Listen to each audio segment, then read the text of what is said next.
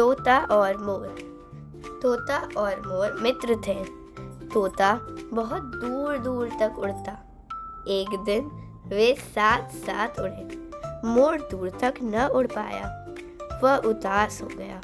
तोता बोला, मित्र उदास न हो, सबके अपने अपने गुण होते हैं।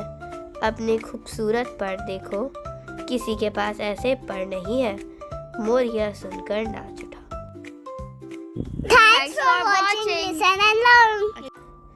तोता और मोर। तोता और मोर मित्र थे। तोता बहुत दूर दूर तक उड़ता। एक दिन वे साथ साथ उड़े। मोर दूर तक न उड़ पाया। वह उदास हो गया।